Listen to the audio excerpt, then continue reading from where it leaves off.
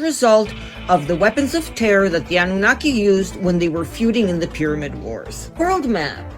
Isn't it strange how there's that, like, stripe of death? Like the terrain is dead, all of the desert area. Do you see how out of place that is? Like everything else is green? If you go to the pyramids in Egypt, you'll find that there is a lot of glass particles in the sand. That happens when there is a huge explosion. Because let's be clear, that desert shouldn't be there. It should all be green like the rest of the world. That's very odd. And if we go and look at the old Sumerian history, ancient books, the Lost Book of Enki, in Tablet 1, it tells us exactly why that is. Funny how no one can explain the desert, but then you go and look at the first writings ever, and it's written right here in plain sight. The plot situation is that there were these pyramid wars. Marduk, one of the sons of Enki, decided to go against all of the other family members of the Anunnaki royals because he wanted to have the power all for himself and thought that he was the rightful heir. Long story short, they have these wars and they decide at a certain point to use these weapons of destruction, what we could similarly think of as like nuclear weapons right now. These tablets were dictated to Enoch. That, in the original story, is called Endushar. Let's get back where we left off yesterday. This is the story of how everything became a desert. In all the lands from west to east, a disruptive hand of terror was placed. The gods in their cities were helpless like men. An evil wind, a storm born in a distant plain, a great calamity brought in its past. Death-dealing wind born in the west, its way to the east has made, its course set by fate. Storm devouring as the deluge, by wind and not by water a destroyer, by poisoned air, not tidal waves, overwhelming. Fate, not destiny. Was it engineered by the great gods? In their council the great calamity had caused. By Enlil and Ninharsag it was permitted. I alone for a halt was beseeching. This is Enki speaking, the brother of Enlil. Day and night to accept what the heavens decree, I argued, to no avail. Ninurta, Enlil's warrior son, and Nergal, my very own son, poisoned weapons in the great plain they unleashed. That an evil wind shall follow the brilliance we knew not. They now cry in agony.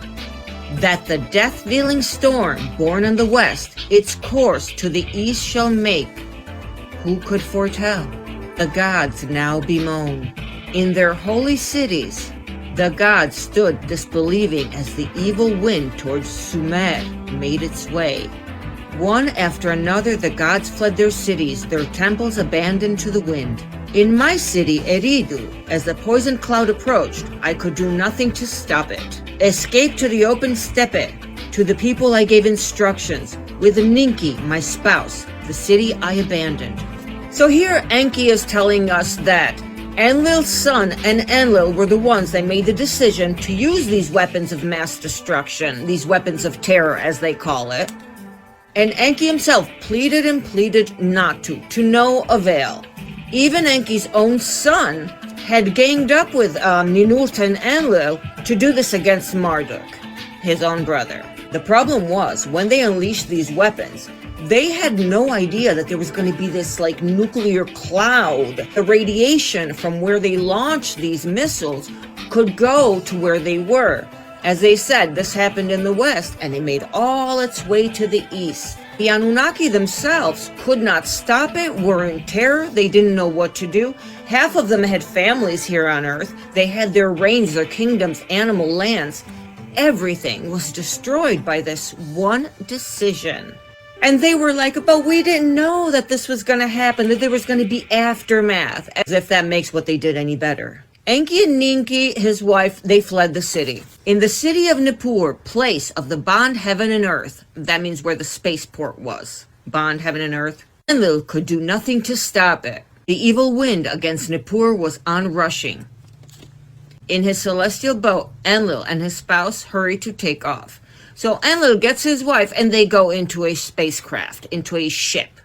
In Sumer city of kingship, Nannar to his father Enlil for help cried. So now the other culprit of this calamity is crying to his father, saying, "What am I going to do? Help me. The evil wind is coming." In the place of the temple that the heaven in 7 step rises, Nannar, the hand of fate, refused to heed. "My father who begot me, great God, who to had granted kingship, turn the evil wind away," Nannar pleaded. "Great God, who decrees the fates, let and its people be spared, your praises to continue," Nannar appealed. Enlil answered to his son Nannar. Enlil now is trying to explain to his son and is treating him a little bit like a little spoiled brat. And he's like, "Yeah, I gave you kingship. It wasn't guaranteed for life, for eternity. This happened. Pack up, let's go." He didn't want to hear it. He didn't want to hear any of the whining. Tells him to take hold of his spouse Ningal, flee the city, even I who decree fates, its destiny I cannot bend. Thus did Enlil, my brother, speak. A calamity none greater since the deluge gods and the earthlings had befallen. Alas, not a destiny it was. The great deluge was destined to happen. The great calamity of the death-dealing storm was not. By a council decision it was caused. By weapons of terror it was created. By a decision, not destiny, were the poison weapons unleashed. By deliberation was the lot cast. Against Marduk, my firstborn, did the 2 sons destruction direct. Vengeance was in their hearts.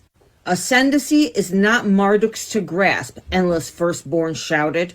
With weapons I shall oppose him, Ninurta said. Of people he raised an army, Babili as earth's navel to declare. Nergal, Marduk's brother, so shouted.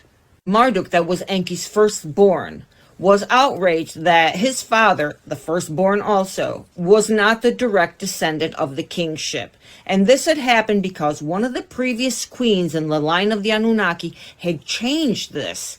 She made it that it was no longer the firstborn son, but the most legitimate, meaning if husband and wife were half brother and sister, they were supreme because they had the royal seed. And since Enki's mother was a concubine of the king Anu, that's why he technically wasn't the one that was going to inherit the throne, but he should have been, because for thousands of years, that's how they did it on the planet. Then comes along this one queen that changed everything. So Marduk was just trying to get back what was rightfully his, in his mind. So Marduk's little brother, his cousin, and his uncle, they were the ones that in a council decided to unleash these weapons. They were the ones that didn't know what the hell they were doing. And they were the ones that caused this clear cloud to come and just, it desolated everything it touched. And the more the wind blew it, the more it dried and killed the earth. And that's why we have this desert, this stripe of desert. Ninurta is here saying, "Oh, but he raised the Babylonian, he made his army." That's what he did. He wanted his kingdom back. In his mind, and in many of others, he was the legitimate heir. Just like you see on Earth, where there are like the Tudors and the Lancasters fighting over who was going to have the legitimacy, they did the same. It's basically, humans are still warring the gods' wars to this day. Enki continues to say that day and night he opposed with his voice, peace he counseled, imploring everyone. And Enki was like, "What do you guys care that everybody worships Marduk? They love him." Basically, we're understanding that there is a base of jealousy. The Babylonians loved their king Marduk, loved their god. And these other guys were all getting jealous. Ooh, and here Enki says, "Have all the instruments been checked? Did not the era of Marduk in the heavens arrive?" That means that it was his time to rule. They just didn't want him to. Nannar to Enlil, on earth's born, was unrelenting too. Marduk, my temple in the north city, his own abode made. So he said, Ishkur, Enlil's youngest, punishment demanded. Utu, son of Nannar, and Marduk's son Nabu, with wrath directed, the place of the celestial chariot he tried to seize. Everybody's complaining. Then Marduk tried to go and take the space